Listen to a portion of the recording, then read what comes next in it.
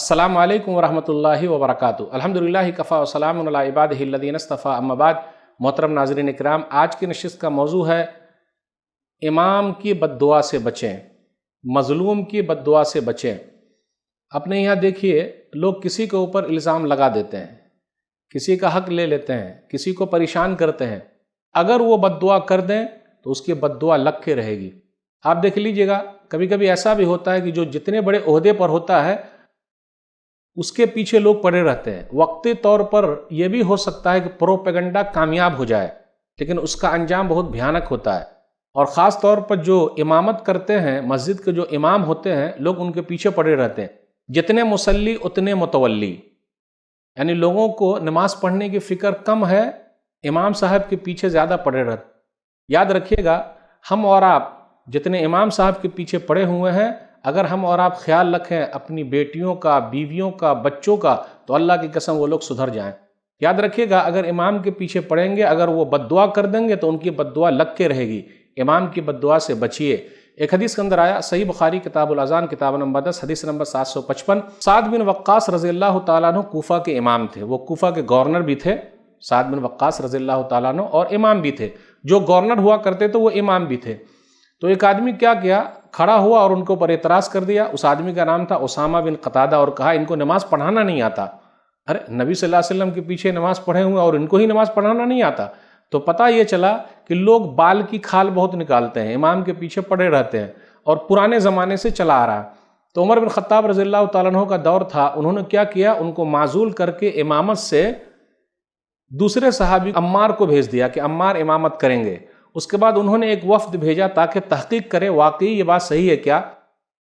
तो जो वफ्द आया था कूफा के अंदर, सब मस्जिद में जा कर पता किया कि जी साद बिन वक्कास रज़ियल्लाहु ताला अन्हु कैसे हैं।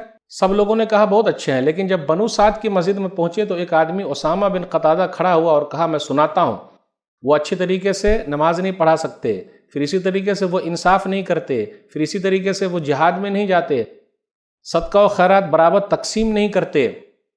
अब उन्होंने जब ऐसी बात कही तो साद बिन वक्कास रज़ियल्लाहु ताला अन्हु खड़े हो गए और कहा, अमा वल्लाहि लअदुवन्न बिसलासिन, कहा अल्लाह की कसम मैं 3 चीज़ें बोलता हूँ और मैं दुआ करता हूँ, 3 चीज़ें कह रहा हूँ।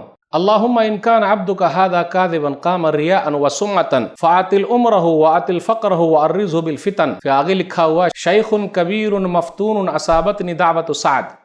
इसका तर्जुमा ये है कि साद बिन वक्कास रज़ियल्लाहु ताला अन्हु ने कहा कि मैं 3 बातें कहता हूँ, 3 दुआ पढ़ता हूँ, 3 चीज़ें बोलता हूँ। ऐ अल्लाह, अगर ये बंदा जो खड़ा हुआ है नामो रिया के लिए, ये बंदा जो खड़ा हुआ है रियाकारी कर रहा है, दिखावा कर रहा है, तो ऐ अल्लाह इसकी उम्र को लंबी कर दे, इसकी फ़कीरी को बढ़ा दे और इसको फितने में डाल दे।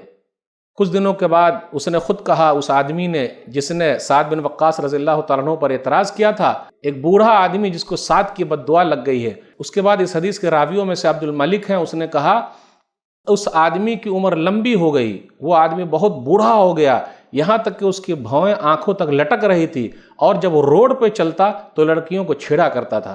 देखा आपने, ज़ाहिरी तौर पर उसका प्रोपेगेंडा काम आया, यानी साद बिन वक्कास रज़ियल्लाहु ताला अन्हु इमामत से हटा दिए गए और अम्मार रज़ियल्लाहु ताला अन्हु इमामत करने लगे। लेकिन जब साद बिन वक्कास रज़ियल्लाहु ताला अन्हु ने बद्दुआ की तो इसको बद्दुआ लग गई। इसलिए ज़ाहिरी तौर पर लोग 1-2 की शिकायत से इमाम साहब को हटा देते हैं, लेकिन अगर इमाम साहब बद्दुआ कर दें तो बद्दुआ लगेगी और फिर वो आदमी कहीं का नहीं बचेगा।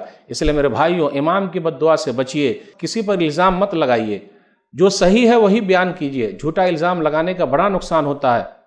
आइए दुआ करें, अल्लाह ताला हम लोगों को सही समझ अता फरमाए। आमीन। वस्सलामु अलैकुम वरहमतुल्लाहि वबरकातुहू।